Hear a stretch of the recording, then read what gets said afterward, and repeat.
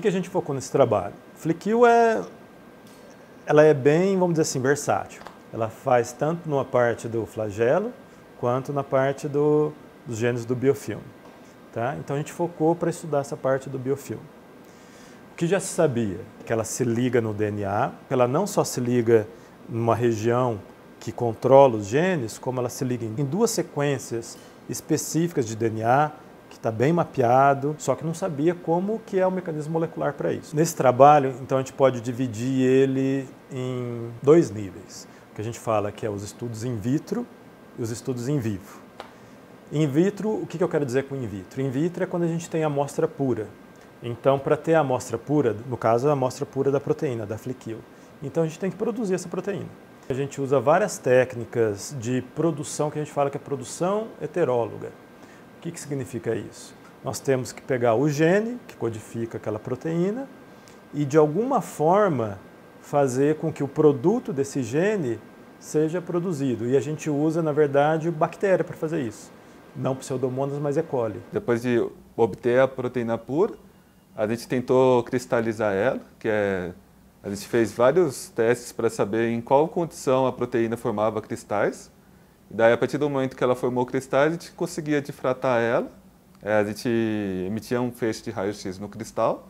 Daí, a partir do padrão de difração, a gente conseguia resolver a estrutura dela. Né? E depois disso, uma vez que a gente tem a estrutura da proteína, a gente consegue ver como ela está arranjada. Nós resolvemos uma estrutura cristalográfica na presença do C de GMP, certo? E aí a gente conseguiu mapear, em nível atômico, como que o C de GMP está interagindo com a FlickQ. E a outra parte do trabalho seria já o estudo em vivo. Aí já é com a Pseudomonas de fato. Então a gente tem que fazer manipulação genética da Pseudomonas. Para quê? Para poder tirar o gene da FlickQ, colocar um gene da FlickQ com as mutações, fazer todo esse tipo de manipulação, porque agora a gente não vai querer ver o que a gente viu in vitro, que foi o quê? A atividade enzimática ou a ligação do C de GMP. A gente vai querer ver, por exemplo, qual que é a resposta fisiológica da bactéria. E no caso, como ela é um fator de transcrição, a gente mediu a taxa de transcrição dos genes que ela controla. Então, o que a gente descobriu?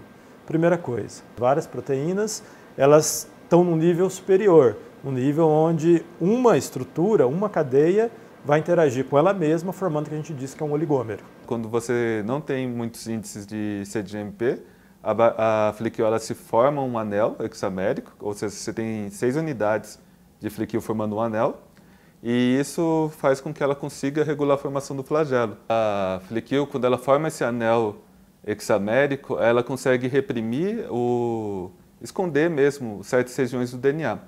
Então, como essas regiões do DNA estão escondidas, a polimerase não consegue se ligar e nem ler aquela região. Agora, quando você tem altos níveis de C de GMP, o C de GMP se liga na FlickQ e faz com que ela mude sua conformação. E como ela muda esse seu formato, você acaba rompendo esse anel. Em vez do anel, ele forma um dímero de trímeros, que a gente chama, né? Que no caso são 3 unidades embaixo, formando um triângulo, e 3 em cima, fechando esse triângulo. Se você olha agora para o anel, ele é exatamente na interface entre duas proteínas que está formando o anel. Então, quando ele entra naquela interface, ele quebra aquela interface, desestabiliza aquela interface. E aí ela assume uma outra conformação. E a conformação que ela assume é a conformação que a gente viu no cristal, né, na estrutura cristalina com o C de GMP. A partir do momento que o C de GMP se liga na FlickQ, como ele interrompe esse anel e faz com que ele assuma outra forma, uma dessas regiões do DNA é liberada. Então a polimerase consegue se ligar ali e transcrever para a formação para deslocar a bactéria para a formação do biofilme. Foi a primeira vez que a gente conseguiu ter uma noção melhor de como que a proteína, um fator de transcrição no caso, está regulando esses 2 fenótipos bem distintos, mediante a ligação do C de GMP. E isso abre margem a várias possibilidades, porque a gente identificou algumas regiões da proteína que elas reconhecem o C de GMP, e a partir dessas regiões é possível identificar várias outras proteínas que também podem estar sendo reguladas por ele.